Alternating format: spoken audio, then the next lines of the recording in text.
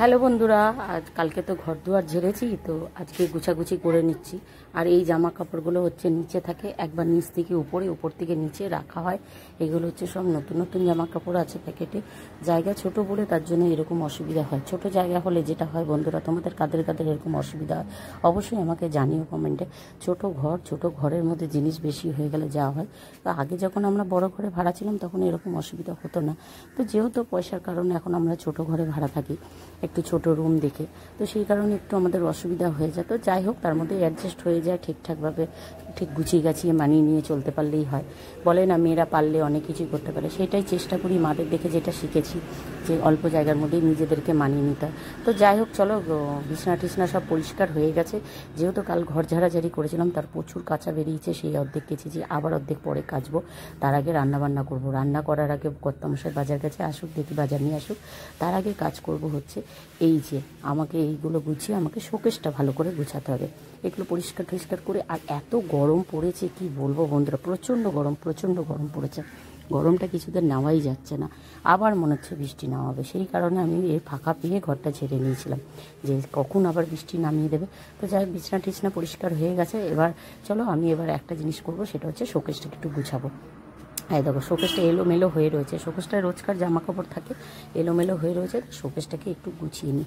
শোকেসটা গুছানো হয়ে যাওয়ার পর তারপরে রান্নাটা করব। ও মা, তার মধ্যে দেখি কর্তামশাই বাজার থেকে চলে এসে তিনি বলছে না, শোকেসটা পরে গুছাবে। তাই আমি বললাম ঠিক আছে, তারা জামা কাপড়গুলো বাইরে বার করে রাখি, বার করে একবার শোকেসটাকে মুছে নিই। শোকেসের ভেতরে একটু ধুলো পড়ে গেছে, মুছে নিই। সবসময় খোলা টোলা হয়। আর যেহেতু আমি রাস্তার উপরে যে ঘরটায় ভাড়া থাকি সেটা একদম রাস্তার উপরে ঘর, তার জন্য তো আমি বললাম তাহলে এইদিকে একদিকে যে কর্তামশাই ডিম নিয়ে এসেছে, ডিমটা বলেছে ডিম রান্না করতে। তো চলো, ডিম আলু সেদ্ধটা বসিয়ে দিই আমি, ততক্ষণে আমার গোছাগুছি হয়ে যাবে। আর আরেকটা জিনিস করবো, বেশি কিছু করব না। ভাত আছে বলছি, ভাত সকালেই করেছিলাম খাবারের জন্য, তো সকালে খেয়েছিলাম আর থেকে গেছে বাকি ভাতটা। এবার শুধু ডিম আলু সেদ্ধ করে তরকারি করব, আর তার সাথে করব, এই দেখো দেখাবো তোমাদের কি করব। তার সাথে করব কচু। তা আগে সবার আগে আমি ডিম আলুটা সেদ্ধ বসিয়ে দিই সেই সুযোগে টুকটুক করে এবার এইদিকে হচ্ছে রান্নাও করব, ওইদিকে হচ্ছে কাজও করব। এইভাবে করতে হবে, নাহলে অনেক কাছাকাছি যে পড়ে আছে তখন আর টাইম দিতে পারবো না। কী করবো বলো বন্ধুরা?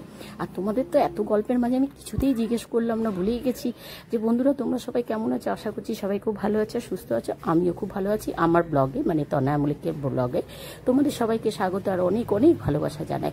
সবাই যেন খুব ভালো থাকো, সুস্থ থাকো, এইভাবেই সবাই জীবনযাপন কাটিও। তো আর আমার ভিডিওটা পছন্দ হলে তোমাদের সবার কাছে অনুরোধ করি, একটা লাইক, কমেন্ট, শেয়ার আর সাবস্ক্রাইব করে দিও আমার চ্যানেলটাকে।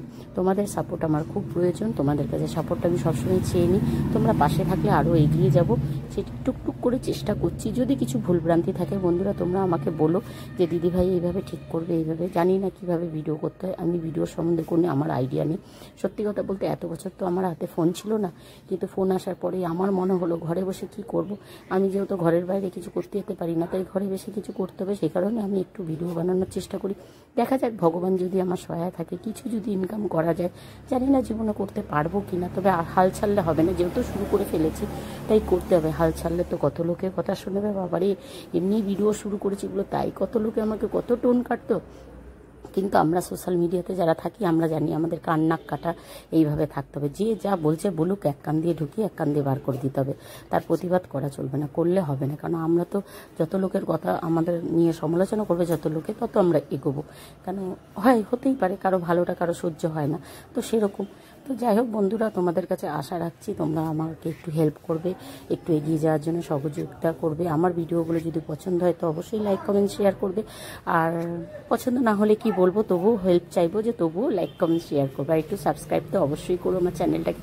ছোটো ছোটো ভিডিও আগে প্রথম দিতাম, তখন যেহেতু ওয়াচ টাইমটা পূরণ হবে না, তো সবাই বলে তার জন্য বড় বড় ভিডিও মাঝে মাঝে দিচ্ছে। আর এদিকে তোমাদের সাথে কথা বলতে বলতে মোটামুটি শুধু এখানে আমার জামা কাপড় থাকে, এইটুকু জায়গা গোছানো হয়েছে। ছেলের জায়গাটা অনেকদিন আগেই গুছিয়েছিলাম, শুধু কর্তামশাই জায়গাটা গুছাবো, যেখানে কর্তামশাই ডিউটি জামা কাপড় থাকে। আর আলমারি এখন আমি হাত দেবো না, ঘর দুয়ার ঝাটফাট দেবো। এবার দেখো, ঘর দুয়ার পুরো গুছিয়ে রেখেছি। আলমারি আমি দুদিন পর একেবারে হাত দেবো, কারণ শুনছি নাকি মাঝে আবার বৃষ্টি হবে। তো বৃষ্টি যদি হয়ে যায়, তখন বৃষ্টি হওয়ার পরে আবার যদি রোদ দেয়, তখন আলমারি হাত দেবো। কারণ আলমারি সমস্ত জিনিস বার করলে কতটা টাইম লাগে সেটা তোমরা বুঝতেই পারছো বন্ধুরা। কারণ যেহেতু ঘরে ছেলে মেয়ে আছে, তাদেরকে রান্না বান্না করে খাওয়াতে হবে। এবার আমার সমস্ত কাজ তো হয়ে গেছে, সেই কারণে এবার ঘরটা ঝাড় দিয়ে ওইদিকে ডিম আলু সেদ্ধ হয়ে গেছে। আমি আবার মশলাগুলো কেটে আমি বেটেই নিয়েছি। তো এবার শুধু রান্না করবো, ওটা চটচট জলদি হয়ে যাবে। কোনো আজকে আমি ঝামেলা করতামই না, আমার বড়মশাইকে বলেছিলাম যে আজ আমি কোনো ঝামেলা করব না, কারণ হচ্ছে এই দিকে গুছাতে গেলে কত সময় লাগে বলো তো বন্ধুরা। এই দিকে গুছাবো, ওইদিকে ডাস্টিং করবো, মুছবো, তার মধ্যে যেগুলো বিছানায় পাতা ছিল মোটা মোটা ভারী ভারী বালাপোস, তার ওয়ারগুলো কাচতে হবে, সেটা সার্ফে ভিজিয়ে রেখেছি। সব দিকে একদিনে হয় না ওইভাবে। তো ঘর যেহেতু ঝাড়তে হয়, এটা আমরা সবাই ঝাড়ি পুজোর আগে আগে। তো আমার যেহেতু ভাদ্র মাসে আর হলো না, সেই আশ্বিন মাসেই করছি, কি করব, মহালয়ার আগে তো মোটামুটি করছি। এবার তোমরা তো সবাই জানো ঘর ঝাড়লে কত ময়লা বেরায়, সত্যি বেরায়। আর একা হাতে খুবই অসুবিধা হয়। মেয়ে থাকে না কেন, মেয়ে থাকে, কিন্তু মেয়ে হচ্ছে পার্লারের বিউটিশিয়ানের কাজ শেখে, তো তাই ও পার্লারে গেছে, সেই কারণে হচ্ছে মেয়ে আর টাইম দিতে পারে না আমাকে। তবে মেয়ে ঘরে থাকলে অনেকটা হেল্প করে। তো যাই হোক, আমার যখন মেয়ে টাইম দিতেই পারে না, আমাকে একা হাতে সব করতে হবে, তখন তাড়াতাড়ি করে নেওয়াটাই ভালো। তো চলো, আমার ঘর দুয়ার ঝাটফাট দেওয়া হয়ে গেছে প্রায়। সকালে তো আমি ঘরটা মুছে নিই, তো আরেকবার যেহেতু ধুলো পড়েছিল সেই কারণে আমি ঝাটফাট দিয়ে দিলাম। তো মোটামুটি আমার সমস্ত কাজবাজ হয়েই এসেছে। এবার আমি রান্নাঘরে শান্তিমতো রান্না করতে পারবো, নিশ্চিন্তে থাকবো। আর ছেলেবাবু তো আমার খেলতে গেছে, সে খেলতে গিয়ে সে আসবে তাড়াতাড়ি করে, আবার তার খিদেও পেয়ে যাবে, সেও একটা তার মানে সব দিকে তাড়াহুড়ো লেগে থাকে যে কোনটা আগে করবো কোনটা করবো না। অন্যদিন আমি রান্না করিনি, তো যেহেতু আমার বাজার কিছু করা ছিল না, কর্তামশাই বলেছিল বাজার করে আনি তারপর তুমি রান্না করবে, সেই কারণে আমি রান্নাটা বসাতে পারিনি। নাহলে কালকে যেমন আমি রান্না করে তারপর ঘর দুয়ারে হাত দিয়েছি। তো চলো, আমার তো সব কাজ হয়ে গেছে, আর কোনো অসুবিধা নেই। এবার রান্নাটা করে নেবো, রান্না করে সবাই মিলে খাওয়া দাওয়া করবো। আর তার সাথে তো কী কী রান্না করবো তোমাদের তো অবশ্যই বলবো। আর এই দেখো, এখানে ডিমের মশলাটা মানে ডিম আলু সেদ্ধ হয়ে গেছে, তার মশলাটা কষাচ্ছি। মশলা কষানো হয়ে এসছে, তেলটা বেরিয়ে এসছে, দেখো তেল ছেড়ে এসছে। এর মধ্যে আদা পেঁয়াজ রসুন যা ডিমের কারিতে দেওয়া হয়, ডিম আলুর তরকারি মাখাই করবো। দেখো হয়ে গেছে। আর তার সাথে করেছিলাম কচু বাটা। তোমরা কে কে কচু বাটা খেতে ভালোবাসো? মান কচু বাটা, দুধ মান কচু বাটা। আর দেখো, এটা পাশের বাড়ি আমাদের বাড়ি এলার দাদা দিয়েছে, হ্যাঁ। তো দুধ মান কচু বাটা, ও গরম গরম ভাতে জাস্ট জমে যাবে। তো চলো, টাটা, সবাই ভালো থেকো, সুস্থ থেকো। আর অবশ্যই যদি আমার ভিডিওটা পছন্দ হয় একটা লাইক কমেন্ট শেয়ার, আর চ্যানেলটাকে সাবস্ক্রাইব করে দিও, তনয়া মল্লিক লাইভ ব্লগার।